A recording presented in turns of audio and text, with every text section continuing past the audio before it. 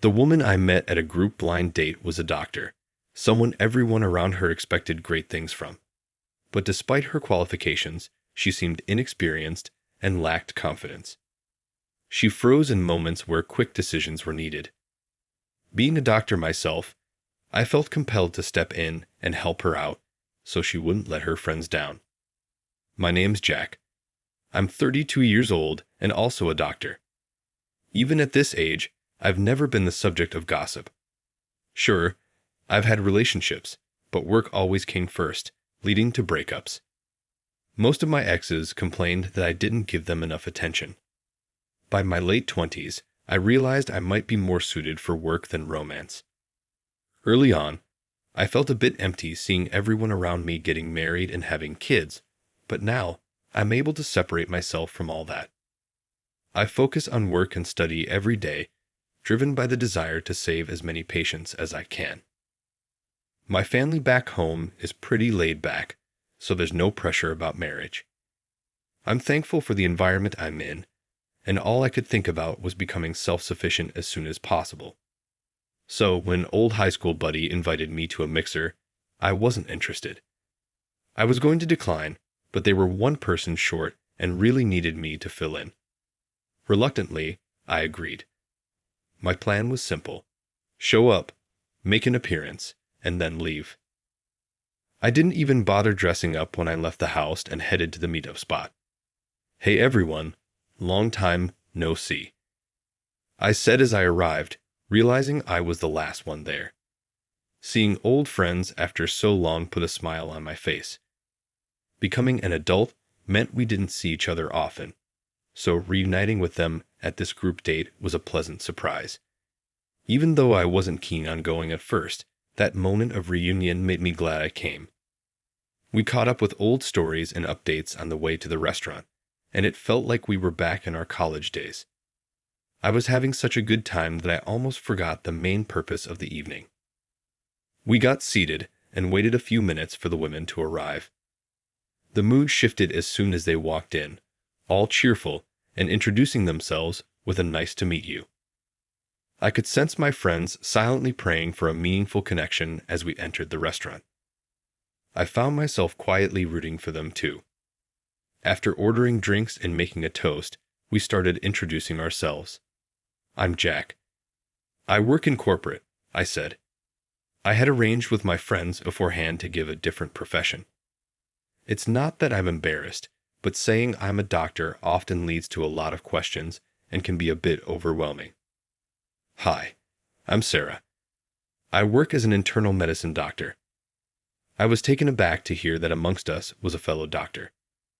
The seemingly reserved woman ordered a non-alcoholic drink and had her cell phone face up on the table. I also kept my phone out in a similar manner, always on alert for emergency calls. So I could tell that Sarah wasn't lying when she said she's a doctor. My buddies would tell me, "Come on, have a drink for once," but I just smiled and brushed it off. The moment Sarah mentioned she was a doctor, she became the center of attention, getting bombarded with questions. "I'm just a nervous in name only," she answered, looking modest or perhaps a bit apologetic. Yet, Sarah's friends seemed proud to have a doctor in their group, boasting about her as if parents would about their child's profession. I'm a doctor too, but I don't yet feel confident in my abilities, so I often avoid mentioning it in front of strangers. Sarah must have an honest and straightforward personality. I felt a tad sympathetic watching her be praised by her friends for being a female doctor and seeing her respond with a troubled smile. My buddies seemed to be growing fond of Sarah, their gaze fixated on her. Anyone could tell Sarah was beautiful, kind, and gave off a delicate vibe, and her humble demeanor probably made her even more likable.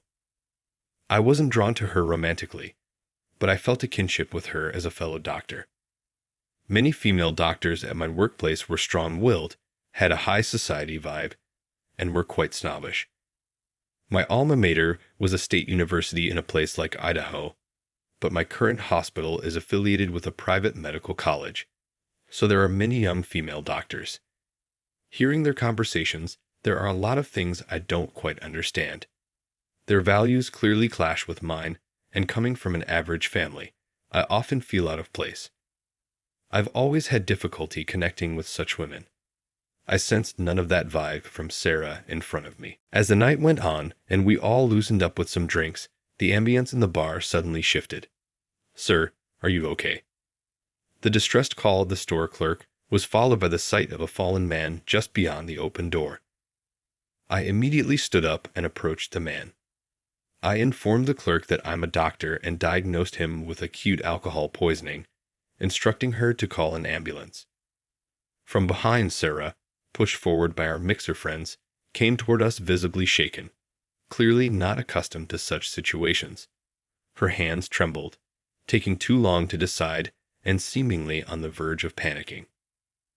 I reassured Sarah, "It's okay. I'm actually an emergency doctor. I've been through this many times. Stay calm. Let's first get him into a more comfortable position." I whispered that softly to her. Though surprised, Sarah nodded and followed my directions, turning the man to a safer position and making sure his clothing wasn't restricting him.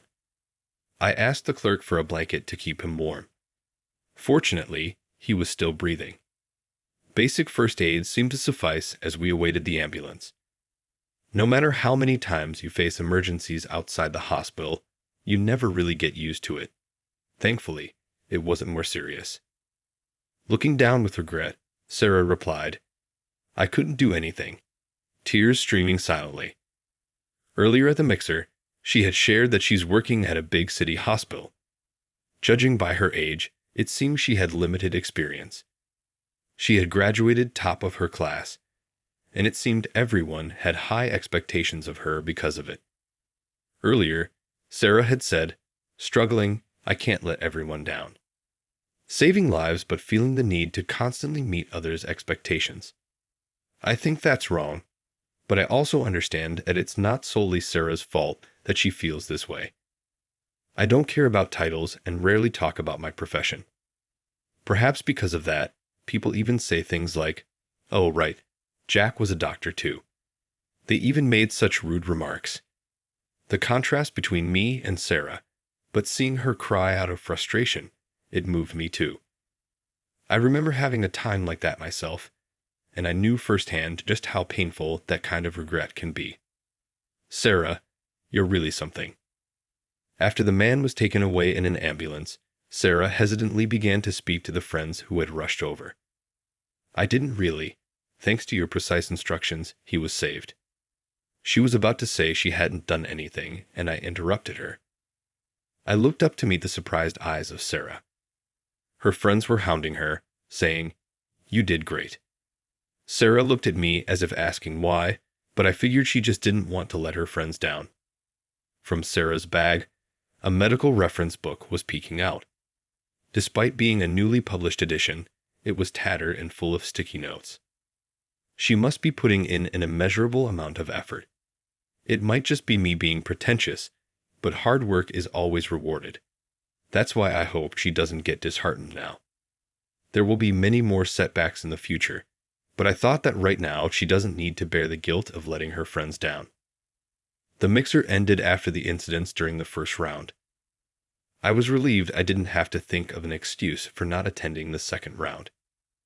As I was about to head home with other things on my mind, a dimly looking Sarah approached me, saying, "Jack, please wait." When I asked her what was up, she bowed and thanked me. "Would you mind sharing your contact information? I'd like to stay connected both as friends and fellow doctors."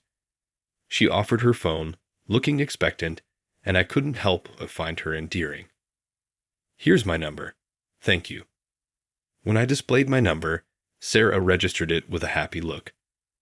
After exchanging contact information, she waved and went back to join her group of friends. The ladies were planning a sleepover and mentioned they were heading out for some shopping. My buddies and I decided to hit a bar we know and have another drink. Being the usual non-drinker, I was sober and stared at my phone screen. I received a message from Sarah. She simply said, "Thank you." I replied simply, "You're welcome," and hit send. It seemed that Sarah wasn't great at communication either. That was the end of our message exchange for the moment. Afterwards, we exchanged messages a few times a week, sharing trivial things like how beautiful the sky looked today or that a flower, as she was growing, had bloomed. In our exchanges, we never made plans to go out, but rather shared random thoughts, forming an oddly comfortable bond. Still, I found our little chats comforting. We both have a lot to learn. We're both busy anyway, both of us needing to practice and learn from experience. Too much communication can be draining from time to time. I looked forward to messages from Sarah like, "Let's keep it up," or "Good job today." I realized I had feelings for her 6 months after we first met. Sarah was driven by her past experiences, always studying and attending various trainings to become a doctor who can save lives under any circumstances. I had busy days juggling work and studies too, but I always made sure to get enough sleep and took breaks when I needed to. Sarah, always being so hard on herself, seemed to push through without taking much time to rest. Every now and then, when she'd call and share how she had learned something new, I feel genuinely impressed and wanted to support her. It's tough, but it's fun. I feel like I'm finally on my path, and I want to become better every day. Hearing her laugh while saying those words, I was sure of my feelings for her. I think I had these feelings for a while, but it took me some time to recognize them. Finally, acknowledging my feelings, I decided to ask Sarah out. "Sarah, when's your next day off?" "Next Thursday." Luckily, our day off matched, so I smoothly brought up the idea of a date. She happily accepted, and I began planning our date. We'd exchanged messages and calls, but hadn't met since the day of our initial encounter, our second meeting in total. I had decided that on this date, I'd confess my feelings. I knew we both had busy schedules, and it was uncertain when we could meet next. To make my confession successful, I needed the perfect day plan. Then one night while on duty, an emergency case came in. I quickly assessed the situation, giving directions to the nurse and rushing to the emergency entrance. The ambulance arrived, and the emergency patient was brought out. The patient was Sarah, her white knit stained with blood. A man in his 30s had collided with an oncoming vehicle while riding his motorcycle. He was unconscious and in critical condition, so we administered CPR and applied emergency bleeding control while pushing the stretcher together. Sarah explained the situation and the actions taken. "I understand. I'll take it from here." I immediately went into the treatment room and hurriedly administered care, cleaning, and stitching the wound, ensuring no damage to the brain. After contacting the patient's family, I finished the treatment. Thanks to the excellent first aid provided, though the injuries were visible, they weren't critical. When I left the treatment room, waiting there was Sarah. "The first aid treatment you gave was perfect and really helped the patient. The patient's life is in no danger," I said, bowing my head in gratitude. Seemingly relieved, Sarah slumped down, saying, "I'm so glad," and tears of relief flowed. After work, I went shopping and saw an accident outside the supermarket. I didn't know what to do at first, but before I realized it, my body just moved on its own. She was scared, but she said she had been reminding herself of why she had been training all this time. It took great courage for her to identify herself as a doctor. She said if she hadn't stepped in, perhaps nobody else would have. I'm aware of how hard Sarah has worked up to this point. "You did well, Sarah." I gently patted her head and comforted her. She nodded, tears streaming down her face. "Sarah, it's getting late, but I'm almost done with work. Would you like to grab some food? There's a diner nearby that's open till morning." Suggesting a meal after work, I invited Sarah. "I'd love to, actually. I haven't even had dinner yet." Sarah replied immediately, mentioning she had been hungry for a while. She looked embarrassed, holding her stomach, and said she would change out of her blood-stained sweater. She grabbed a bag with spare clothes she happened to have and dashed to the restroom. Watching her run, she seemed more dependable than before. It's hard to imagine, especially when thinking about that day when she was so nervous trying to meet her friends' expectations. Perhaps she's slowly gaining confidence in her medical profession. I threw her a good job as she disappeared from sight. After wrapping up work, I met Sarah sitting in the lobby and we headed to a nearby diner. We walked in and took our seats to pick from the menu. I ordered grilled chicken while Sarah opted for steak and potatoes. Sarah's eyes sparkled as she happily ate the food that arrived shortly afterward. "This place is amazing," she said, seeing her so pleased. I was glad I brought her here. Before I realized it, I was confessing my feelings to her. "Sarah, I like you." "Oh, well," she stopped eating, taken aback by the sudden confession. Originally, I had planned to confess during our planned date, a perfect setting I had in mind. I was equally startled, wondering why I had blurted it out now. But what's said is said. I had to convey my true feelings. "I admire your hard work, how you always give your best toward your goals. Even the casual texts or the trivial phone calls, I cherish them all." When I told her that Sarah's hard work had saved me many times, she looked down with a blushed face. "This is only our second time meeting, but would you like to date me?" I stood up and reached out my hand hesitantly. Sarah took it. "I managed to keep going because of you, Jack. That day, I felt so helpless, yet you helped ensure I didn't let my friend down. I was relieved, but also felt pathetic. But I managed to pull through because of you. Even though I can't express it well," she said, taking a deep breath and squeezing my hand tighter. I could feel the intensity of her emotions through her firm grip. To be honest, no words were needed. I could sense the depth of her feelings. "So, I like you too, Jack. If you're okay with someone like me, I'd be grateful." Her humble attitude, unchanged since we met, is so like Sarah. My affection for her only grows. And just like that, during our second meal together, our relationship began. Despite our busy schedules, we made time for each other, going on numerous dates. Sarah always said she needed more experience and knowledge, pushing herself harder every day. Inspired by her, I've been attending more training sessions and studying every day. I was worried I might make her feel lonely, like in my past relationships, but surprisingly, Sarah isn't the type to feel left out easily. We've had a smooth relationship for 2 years now. Even with our busy lives, Sarah is always by my side. The confession plan I had in mind that day didn't work out, but unexpectedly, we ended up being mutually in love. Now, Sarah and I are married and living together. Sarah is expecting a child, adding more joy to our future.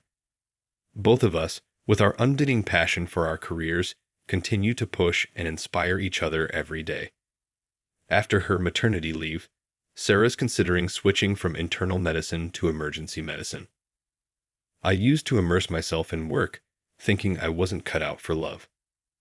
But now, meeting someone with whom I can share happiness and grow together feels like the greatest blessing in life.